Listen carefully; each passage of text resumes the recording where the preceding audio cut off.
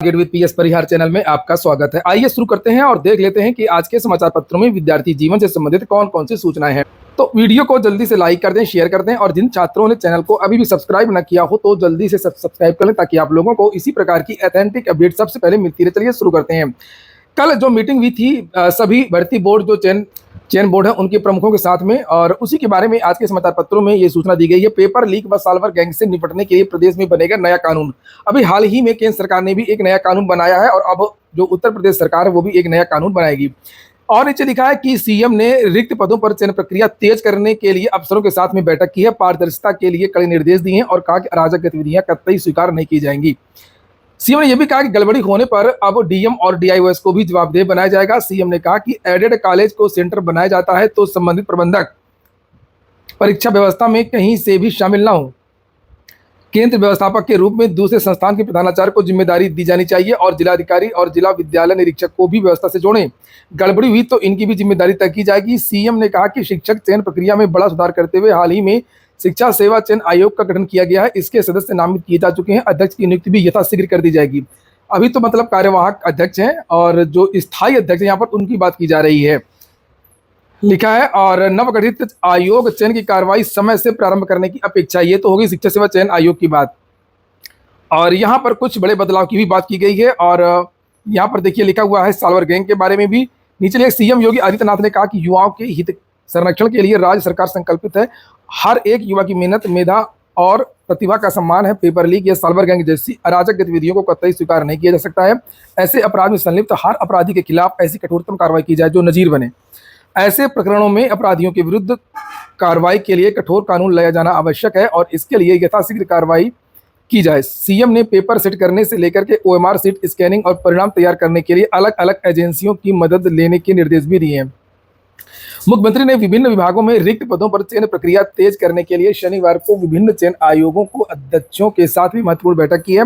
चयन परीक्षाओं की शुचिता, पारदर्शिता और गोपनीयता सुनिश्चित करने पर बल देते हुए मुख्यमंत्री ने इस दौरान चयन प्रक्रियाओं में व्यापक सुधार पर जोर दिया है। इसके अलावा चयन प्रक्रिया की समयबद्धता सुनिश्चित करने के निर्देश भी दिए हैं। मुख्यमंत्री ने आयोगों में प्रचलित चयन प्रक्रियाओं और भावी कार्यक्रमों के बारे में जानकारी ली, कौन कौन सी भर्ती प्रक्रिया चल रही हैं। साथ में यहाँ पर ये भी लिखा कि एक ही दिन में होगी एक परीक्षा। उन्होंने कहा कि चयन आयोगों से अपेक्षा के वे भर्ती परीक्षाओं के लिए कैलेंडर समय से जारी करें, कड़ाई के साथ में उसका अनुपालन भी करें। क्योंकि ये भी शिकायत रहती थी कि यूपी ट्रिपल एस से बहुत सारे भर्ती बोर्ड है जो परीक्षा कैलेंडर जारी नहीं करते हैं। देखते हैं अब यूपी ट्रिपल एस कैलेंडर जारी करता है या नहीं जारी करता है। सभी चयन आयोग परस्पर समन्वय से सुनिश्चित करें कि एक दिन में एक ही परीक्षा आयोजित की जाए।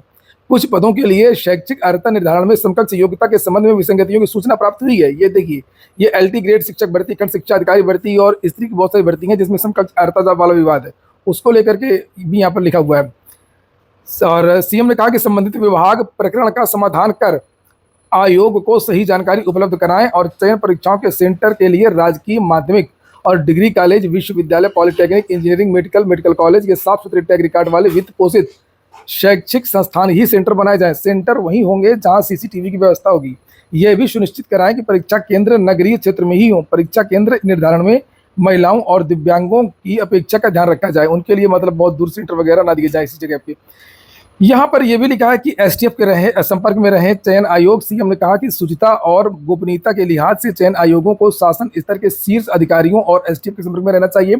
परीक्षाओं की शुचिता के संबंध में आवश्यक सुधार की यह प्रक्रिया तत्काल प्रभाव में लानी होगी। नियुक्ति एवं कार्मिक विभाग चयन आयोगों से संवाद कर यथाशीघ्र इसे लागू करें। और ये सबसे बड़ी बात है, ये जो उत्तर प्रदेश में जो होता भर्तियों में सबसे ज़्यादा जो समस्या विज्ञापन से ज़्यादा भर्तियों की लेट लतीफ़ी को लेकर के है। जैसे अगर हम विज्ञापन की बात करें तो यूपी ट्रिपल एस ने तो दबा के विज्ञापन निकाले हैं। अभी पीढ़ी 2022 से 10 विज्ञापन और 23 से भी लगभग 10 विज्ञापन जारी हुए, लेकिन परीक्षा ही नहीं करवा पाता तो उसे विज्ञापन कोई मतलब नहीं रह जाता है। यानी कि जो भर्तियों की जो लेट लतीफ़ी है वो सबसे ज़्यादा यूपी में होती है। जैसे टीजीटी पीजीटी की भी कोई भर्ती जल्दी 5 साल से पहले पूरी नहीं होती है। और उसी के बारे में यहाँ पर लिखा, उन्होंने कहा कि नियुक्ति की प्रक्रिया में सरलता के लिए ई अधियाचन की व्यवस्था लागू की गई है जिसका उपयोग किया जाए। सभी विभाग नियुक्ति के लिए अधियाचन भेजने से पूर्व नियमावली का परीक्षण कर लें। भर्ती प्रक्रिया में अनावश्यक विलंब न किया जाए। और हालांकि इस तरीके का पहले भी सीएम बयान देते रहे। सीएम ने अपने ट्विटर हैंडल पर भी इन चीज़ों को लेकर के ट्वीट किया है। जैसे ये देख सकते हैं, माध्यमिक, प्राथमिक, प्राविधिक, व्यावसायिक आदि शिक्षण संस्थानों में शिक्षक प्रक्रिया में बड़ा सुधार करते हुए शिक्षा सेवा चयन आयोग के बारे में इन्होंने जानकारी दी है। दूसरा ट्वीट इन्होंने किया है कि यहाँ पर देख सकते हैं कि जितने भी विभिन्न विभाग हैं, जितने भी विभाग हैं, सभी में रिक्त पदों पर चयन प्रक्रिया तेज करने के लिए शासन स्तर के वरिष्ठ अधिकारियों की उपस्थिति में चयन आयोगों के अध्यक्ष के साथ में बैठक की है। चयन परीक्षा में शुचिता, पारदर्शिता, गोपनीयता सुनिश्चित करने पर बल देते हुए मुख्यमंत्री जी ने चयन प्रक्रियाओं में सुधार पर जोर दिया और साथ ही चयन प्रक्रियाओं की समयबद्धता सुनिश्चित करने के निर्देश दिए। आयोगों में प्रचलित चयन प्रक्रियाओं और भावी कार्यक्रमों के बारे में जानकारी ली। शासन से उनकी अपेक्षाओं के बारे में भी पूछा। एक बात और बता दूं कि आप लोग वीडियो को शेयर अवश्य कर दें और कमेंट में बताएं कि किन किन विद्यार्थियों ने वीडियो को शेयर किया है, और जो नए छात्र हों तो वो चैनल को सब्सक्राइब भी कर लें। पेपर लीक साल्वर गैंग पर भी नकेल कसने के लिए यहाँ पर इन्होंने लिखा है कि पेपर लीक, साल्वर गैंग जैसी अराजक गतिविधियों को बिल्कुल भी स्वीकार नहीं किया जाएगा। ऐसे अपराधी संलिप्त हर अपराधी के खिलाफ कठोरतम कार्रवाई की जाएगी। चयन परीक्षाओं के लिए राजकीय माध्यमिक डिग्री कॉलेज, विश्वविद्यालय, polytechnic, engineering college, medical college, साफ सुथरे टैग रिकॉर्ड वाले ख्याति प्राप्त सुविधा संपन्न वित्त पोषित शैक्षिक संस्थानों को ही परीक्षा केंद्र बनाया जाएगा। परीक्षा केंद्र वही होंगे जहाँ पर सीसीटीवी हो, और ज़्यादा दूर दराज क्षेत्रों में परीक्षा केंद्र न बनाया जाए, नगरीय क्षेत्रों में ही परीक्षा केंद्र हो। ये देखिए, ये भी उन्होंने ट्वीट किया है। साथ में मुख्यमंत्री जी ने ये भी ट्वीट किया है कि हर पाली में 2 सेट बना करके रखें, मान एक लीक हो जाए तो पता चल जाए, तुरंत बदल दिया जाए। हर पाली में 2 या अधिक पेपर सेट होने चाहिए। प्रत्येक सेट के प्रश्न पत्र की छपाई अलग अलग एजेंसी के माध्यम से कराई जाए। पेपर कोडिंग को भी व्यवस्थित करने की आवश्यकता है और तलाशी लेने के लिए महिला कर्मियों की तैनाती जरूर हो। शुचिता, गोपनीयता के दृष्टिगत चयन आयोगों को परीक्षा से पूर्व, परीक्षा के दौरान शीर्ष अधिकारियों और एसटी के संपर्क में रहना चाहिए। परीक्षा कैलेंडर को लेकर के भी जितनी भी विद्यार्थी ट्विटर अभियान चलाए हैं या जो भी शिकायतें की मुख्यमंत्री जी से, लगता है इस सारी की सारी जो बातें हैं वो सीएम के पास पहुंच गई हैं। आज के समाचार पत्रों में और ट्वीट में इनके ये साफ पता चलता है कि सारे वही मुद्दे हैं जो विद्यार्थी उठाते रहते हैं, चाहे वो पेपर लीक पर लगाम लगाने वाली बात हो, चाहे वो परीक्षा कैलेंडर की बात हो, चाहे वो अर्हता विवाद वाली बात हो। सारी बातें लिखी हैं उनके ट्वीट में कल की मीटिंग में। और जो भर्ती में देरी होती है उसको समय से पूरा करने वाली बात हो।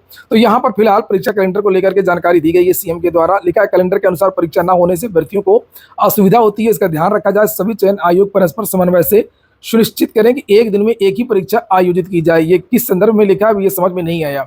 ये यानी कि मुझे लगता है कि नॉर्मलाइजेशन को लेकर के जो विवाद होते रहते हैं, जिससे भर्तियां फंसती रहती हैं, उसको लेकर के लगता है ये मुख्यमंत्री जी ने कहा है कि कोशिश करें कि एक दिन में एक ही परीक्षा हो। और यहीं पर नीचे देख सकते हैं आप लोग, ये समकक्ष योग्यता के समकक्ष में विसंगतियों की सूचना प्राप्त हुई है। संबंधित विभाग द्वारा समाधान कर आयोग को सही जानकारी उपलब्ध कराई जाए। ये देखिए, ये समकक्ष अर्हता योग्यता, और अब उम्मीद है कि आपका जो ये विवाद है वो जल्द समाप्त हो सकता है। और ये जो पेपर लीक को लेकर के भी ट्वीट किया गया है इनके द्वारा, जिसे आप लोग यहाँ पर देख सकते हैं। उत्तर प्रदेश में अब नया कानून बनेगा, क्योंकि जैसे ही कुछ मामला होता है तुरंत जमानत हो जाती है और फिर से वही गतिविधियाँ शुरू हो जाती हैं।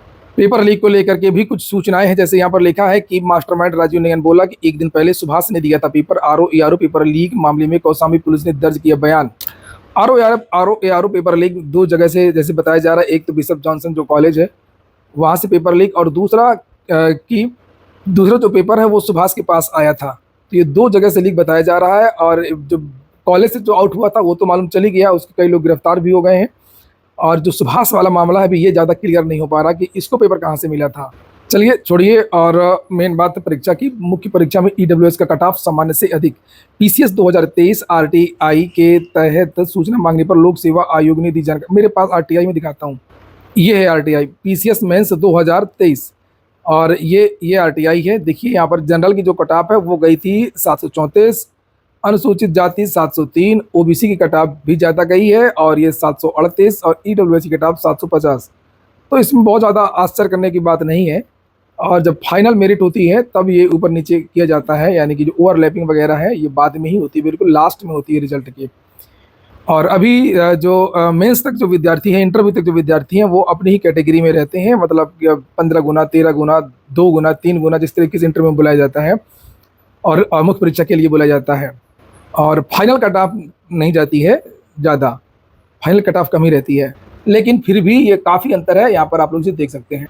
और लिखा है कि उत्तर प्रदेश लोक सेवा आयोग की आयोजित राज्य प्रवर अधीनस्थ सेवा मुख्य परीक्षा ईडब्ल्यूएस का कट ऑफ इसमें लिखा। मुख्य परीक्षा के एक अभ्यर्थी ने मई में ही आरटीआई के तहत पीसीएस 2023 की मुख्य परीक्षा के श्रेणीवार कट ऑफ अंक की सूचना मांगी थी। यही सब बातें लिखी हैं। और सबसे बड़ा जो मामला है इस समय वो है पीसीएसजे का। यहाँ पर लिखा है कि एक उत्तर पुस्तिका की हैंड राइटिंग मैच न करने पर पीसीएसजे मुख्य परीक्षा की 18,042 का जांच शुरू हो गई है। लोक सेवा आयोग ने पीसीएसजे 2022 की मुख्य परीक्षा में शामिल सभी 3019 अभ्यर्थियों की 18,042 उत्तर पुस्तिकाओं का सत्यापन शुरू करा दिया है। एक अभ्यर्थी की अंग्रेजी विषय की उत्तर पुस्तिका में उसकी हैंड राइटिंग मैच नहीं करने संबंधी हाईकोर्ट में याचिका दाखिल हुई थी। जेईई एडवांस के नतीजे आज जारी हो जाएंगे। सुबह 10 बजे मेरिट स्कोर आईआईटी मद्रास आज जारी करेगा। CHSL की टीयर 1 परीक्षा 1 जुलाई से होगी। ग्रुप सी के पदों पर भर्ती के लिए combined higher secondary level tier 1 की परीक्षा 1 जुलाई से शुरू होगी। मोदी 3.0 शपथ के साथ बनेगा इतिहास। मोदी आज लगातार तीसरी बार प्रधानमंत्री बनेंगे। नेहरू के बाद दूसरे नेता और पहले गैर कांग्रेसी। नेहरू के बाद नरेंद्र मोदी लगातार तीसरी बार प्रधानमंत्री पद की शपथ लेने के साथ ही रविवार को इतिहास रचेंगे। वह यह उपलब्धि हासिल करने वाले देश के पहले प्रधानमंत्री जवाहरलाल नेहरू के बाद दूसरे और पहले गैर कांग्रेसी नेता होंगे। राष्ट्रपति द्रौपदी मुर्मू शाम 7:15 बजे राष्ट्रपति भवन में भव्य समारोह में मोदी को पद और गोपनीयता की शपथ दिलाएंगी। मोदी के साथ मंत्रिमंडल परिषद के सदस्य भी शपथ लेंगे। 7 राष्ट्रों के शासनाध्यक्ष और कई देशों के राजदूत, उच्चायुक्त और देश के विभिन्न देशों की विशिष्ट हस्तियां सहित करीब 8,000 लोग इस ऐतिहासिक पल के गवाह बनेंगे। कौन कौन आ रहा है, थोड़ी सी जानकारी इसके बारे में भी लिखी है और लिखा है कि बांग्लादेश की पीएम पहुंची, कई राष्ट्राध्यक्ष आज आएंगे, जैसे श्रीलंका के राष्ट्रपति रानिल विक्रमसिंघे, मॉरिशस के प्रधानमंत्री पीके जगन्नाथ, भूटानी पीएम शेरिंग तोबगे भी रविवार को भारत पहुंचेंगे।